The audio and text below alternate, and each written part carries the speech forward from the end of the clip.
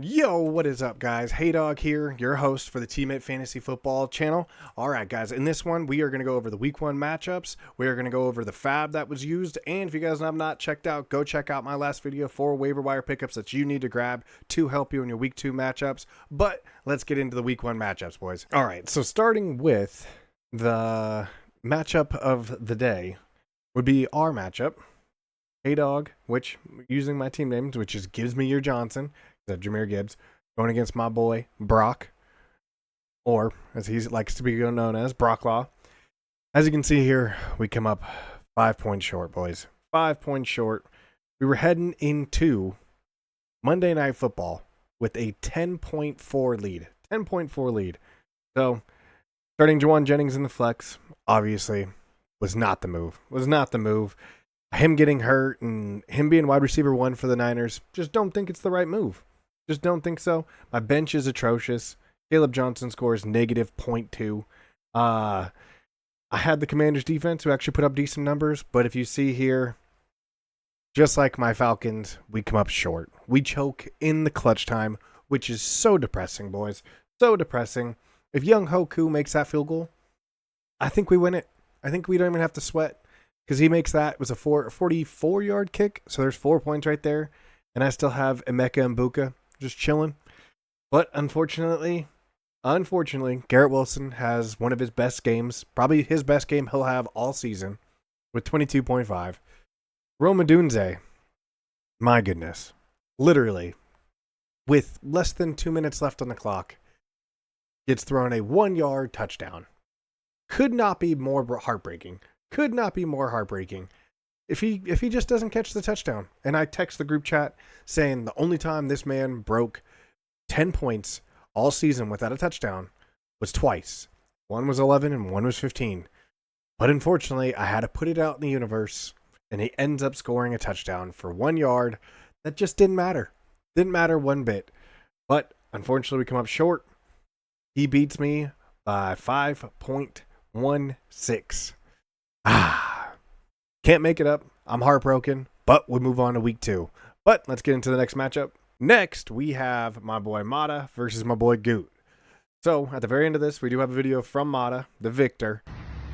Wearing stickers, from my children. Just to come in and let you guys know that after week 1, it was kind of close there. But I pulled it out. Eat your heart out, world. 0.28 to 0.56. Stat correct that. We're winners. Doesn't matter what the point total was like. Points don't matter. We take dubs. Dubs only. On to week 2. Give me another dub. But look how close this was, guys. And this is after a stat correction. At the time, we thought he won by 0.28. We thought it was even closer than this. There was a stat correction. I'm not even sure what the stat correction was. But Mata goes in here. Jalen Hurts puts up monster numbers. Obviously, we all saw that. David Montgomery, mediocre. Definitely needs to be looking for some running backs right here. Because just don't think that this is going to be able to hold true. Tony Pollard, mind you, they did go against the Denver defense. Denver defense is pretty solid. But just don't think that this is going to be consistently positive. Tony Pollard, especially once Tajay Spears gets healthy. I just don't. And David Montgomery, obviously, is not the main back. Mind you, that Lions offense looked extremely lost. But also, Drake London with an injury. Malik Neighbors is frustrated. How long until we see Jackson Dart? That is the main question. How long until we see Jackson Dart? Because I'll tell you right now, Russell Wilson's not the answer whatsoever. Federal McMillan, I think he's just going to get better throughout the year. Bryce Young looks terrible. Let's just be honest. Bryce Young looks terrible. Can't do much about it. Mark Andrews, 1.5. That is absolutely brutal. Jalen Warren, going to put up numbers. He's going to be more within 15 to 7 points. So not a terrible flex option. He has Jake Bates, the Eagles defense. Defenses were tough. If you started one of the main defenses, you struggled just because, man, all the good offenses were popping off. Then you had Lamar Jackson, who absolutely pops off. Almost puts up a 30-burger for my boy Goot. Kenneth Walker III, just let him down. 100%. Ashton Genty, 12 points. Kind of gets saved by a touchdown, for sure. Calvin Ridley, honestly, was not the week 2 start Calvin Ridley. but he didn't really have a lot of bench options, as you can see here. Didn't really have a lot of bench options. I mean, mind you, you could have put Pittman in for Ridley. You're not going to do that. Like we said, don't start a Titan this week. Don't start any wide receivers against Denver's defense, especially if they're wide receiver 1. PS2 is going to lock them up. Clear as day. It's not the move. DeVonta Smith, wide receivers were absent, gone, didn't matter for this game whatsoever against Dallas. It was Dallas Goedert or just run. Brian Thomas Jr. kind of gets saved by a touchdown, a rushing touchdown at that. Brenton Strange, couple checkdowns, can't be too mad. 4 catches for 59 yards.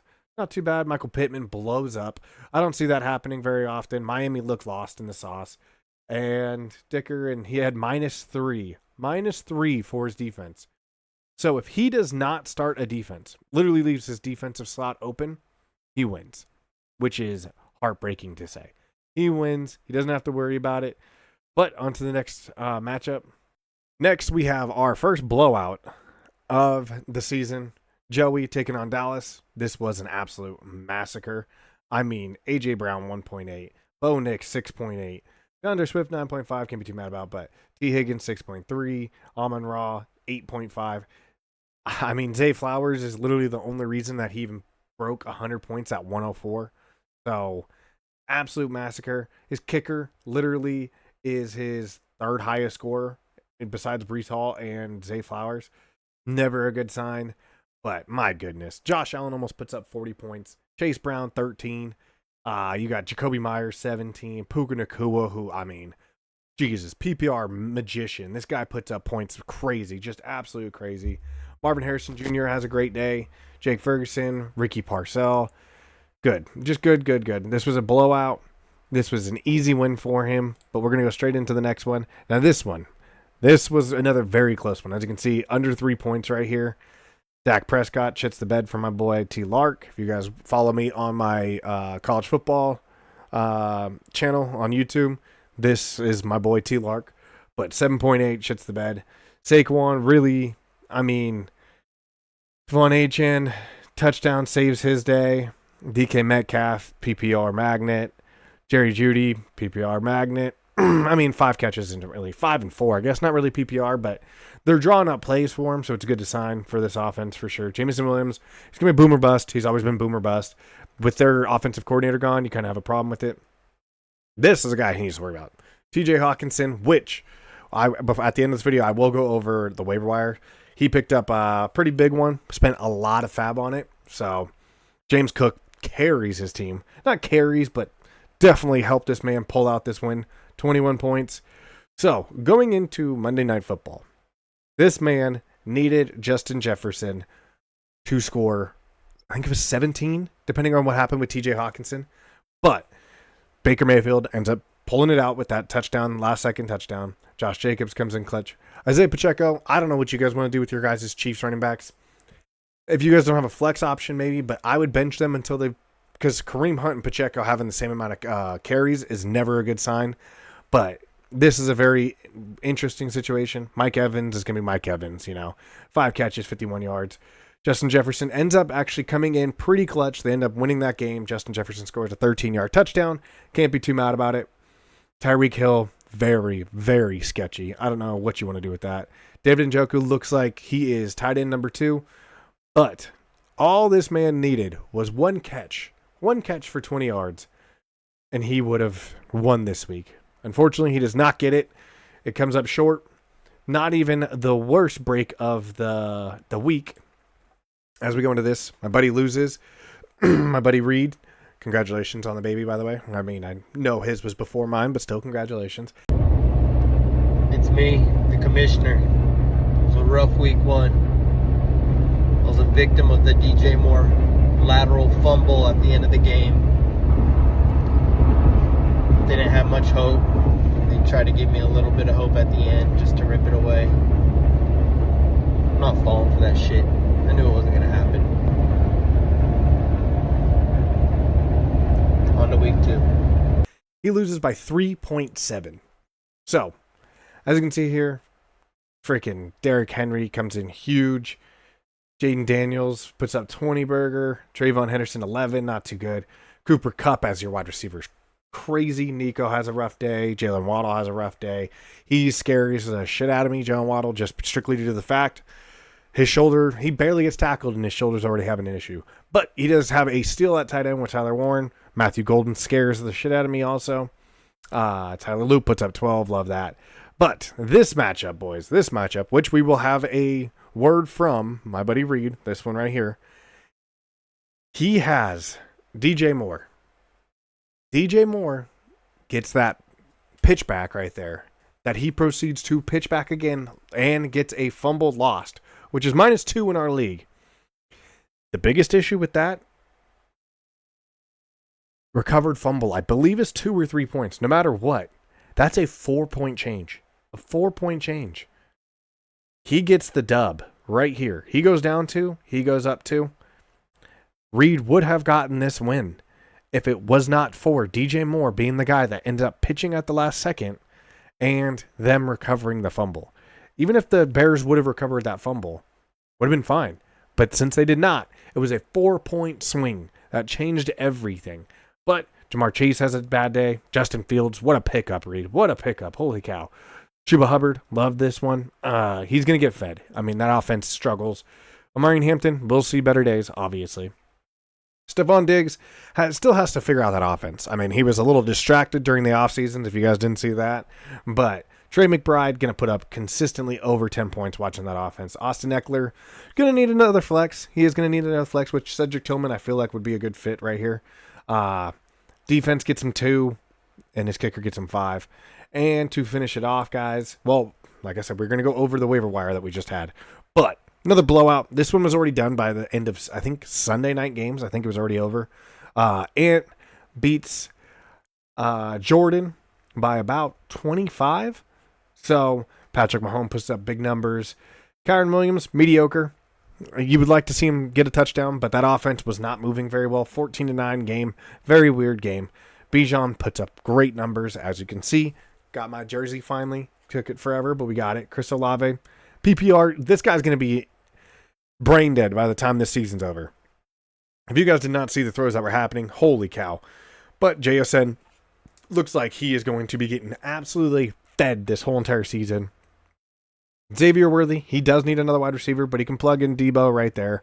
Take over for him. He can apparently flex Javonte Williams, who... Do you guys trust Javonte Williams? I don't know. Let me know down in the comments. Do you guys trust it? Kicker gets 10. Defense gets 5. Christian McCaffrey. Right here, fellas. Big one. I'll admit when I'm wrong. It's week 1. It's week 1. So don't worry. Don't worry. He's going to miss games. He always does. But will it be during the crunch time? Will it be in the middle of the season? Will he come back and then get hurt again just like he did? Time will tell. Time will tell. Bucky Irving's still the workhorse. Devontae Adams, if you need a first down, just run a curl route or a corner route to Devontae Adams. He's going to cook. Terry McLaurin definitely got overshadowed by Debo. Travis Hunter, 9.3. Travis Kelce gets absolutely saved by that touchdown. Keenan Allen, holy cow. Pisses me off because I have Ladd McConkey. Will Lutz puts up 8. Rams put up 11, actually. Dang. So, that is what it's looking like. We will go to... All right, to finish it off, we are going to go over what happened in the waiver wire today. So, DJ Giddens gets picked up by Joey for 15 points. I don't know if Joey watched that game, but they benched Jonathan Taylor, like gave him a rest. So, kind of interesting that he dropped 15 points on him. Yeah, is what it is. Colton Sacco drops 2 points on there. Kenneth Gainwell for 12 points from Colton. Interesting. Dallas Goedert goes to Mata for 13 points. Needed help at the tight end. I get it. Now the biggest one, guys. Harold Fanning Jr. for 57 points. We have a 100-point fab. 100-point fab. Wow. Holy cow, guys. Absolutely crazy. But he spent 57 on Harold Fanning. Kayshon Boutte, will admit, I put 15. I thought I was overspending. Apparently, I was not even close. Ant drops 39 points on Harold Fanning. Continues to drop 22 on Juwan Johnson. Sorry. 22 points. So right there, he just dropped 61 points on Kayshon Boutte and Juwan Johnson. Interesting. Then Lark. Lark comes in and drops 51 points on Justin Herbert. Crazy. And then Colton, the homer. I don't know if he wanted him or if he really needed him, but he drops 45 points on Quentin Johnston. Interesting. Very interesting. I don't know. You guys let me know. Did people overspend? Were people right on this? But let me know down in the comments. Hope you guys enjoyed. I will do this every single week. I'll be coming out with videos way more often. Like I said, I was dealing with COVID, still kind of recovering from COVID. But I hope you guys enjoyed this. Make sure you guys like, comment, subscribe, hit that noti bell so you know when I post. And I hope you guys have a blessed day. I'm out. Deuces.